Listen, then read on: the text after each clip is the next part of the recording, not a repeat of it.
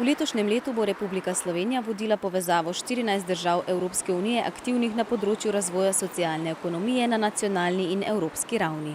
Koordinirala bo vse aktivnosti pospeševanja razvoja socialne ekonomije strani držav članic, da izkoristi vpliv funkcije za pospešen razvoj in vstop naših socialnih podjetij na nacionalne in evropske trge.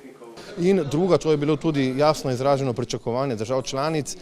Španija je v letu 2017 predsedovala, mesto Madrid je bila evropska prestolnica, ampak tudi ostale, Francija, Luksemburg, Italija, so izrazile pričakovanje, da nadaljujemo tako uspešno pospešen razvoj socialne ekonomije v Sloveniji in da tudi v regiji tako imenovanega Zahodnega Balkana, jugovzhodne Evrope nadaljujemo našo aktivno vlogo, se pravi, da bomo poleg koncentracije aktivnosti na nacionalni ravni veliko pozornosti namenili tudi, da bomo razvijali to področje, pomagali razvijati v sodelovanju z državami v regiji. Ker se je v primerjavi z drugimi slovenskimi mesti socialna ekonomija v zadnjih 5 letih razvila v največjem obsegu prav v Mariboru, pa je mesto prevzelo naziv Evropske prestolnice socialne ekonomije. Gre za svojevrstno priznanje za preteklo delo. Koliko je pač meni znano, je bilo ta titula dodeljena na način, da je bila najprej izbrana država, ki to titulo nosi, to je bila Slovenija, potem pa so se akterji znotraj Slovenije dogovorili, da bo to postal pač Maribor. Pravim kot neko priznanje, tudi Maribor je mesto z največ socialnih podjetij v Sloveniji, z najbolj strukturiranim in najbolj organiziranim in tudi to je danes dokaz, da se ta dogodek izvaja tukaj. Naziv sam po sebi ne pomeni nič, če se ne izpostavi primerna vsebina in promovira socialno podjetništvo, ki je podjetništvo s pozitivnim družbenim učinkom. Taka so tudi družbena odgovorna podjetja, etična podjetja. Socialnemu podjetništvu pa je recimo še značilnost to, da zaposluje težje zaposljive ljudi, invalide in tako, ki jih sicer mogoče podjetja ne bi zaposlovala, ker pač maksimizirajo dobiček. Se pravi, socialna podjetja želijo prispevati k družbi in k varstvu okolja.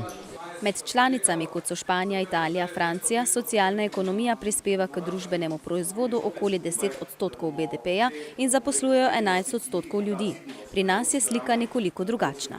Potem pa imamo države, kot je Republika Slovenija, kjer smo sedaj na okoli 3–4%, države, kot je na primer Hrvaška, Bosna, Srbija, Romunija, Bolgarija, kjer ta sektor nima niti 1% delovnih mest, se pravi, da so tu eni veliki potencijali razvoja, generiranja teh delovnih mest, to so ponovadi delovna mesta, ki so trajnostna, ki so dolgoročna in je dejansko to, da bomo to izkušnjo, ki jo Slovenija ima z delom, ki ga je opravila, s pomočjo tudi razvitih držav članic, prenašali k nam in v regijo v seveda razvoj tako delovnih mest kot novih socialnih podjetij. Na srečanju so idejni projekt večgeneracijskega centra Maribor, ki je star več kot 5 let, imeli možnost predstaviti tudi člani društva Toti DCA Maribor. Namreč mi smo že mestni četrti dali tudi več pismenih pobud, imamo tudi celo 3 sklepe sveta mestne četrti, da podpirajo razvoj in pa ustanovitev večgeneracijskega centra Maribor, bi ga poimenovali.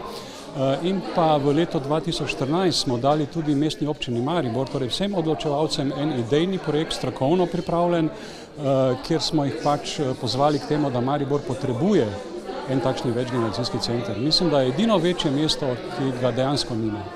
Zaenkrat ne kaže na zelene luči za ta center, vendar so kljub vsemu v društvu zadovoljni s pomočjo občine, ki jim brezplačno daje v najem prostore.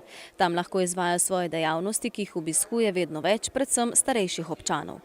Tudi pri tem projektu gre za etično poslovanje s pozitivnim družbenim in okoljskim učinkom, za kar je pravzaprav Maribor dobil tudi ta naziv.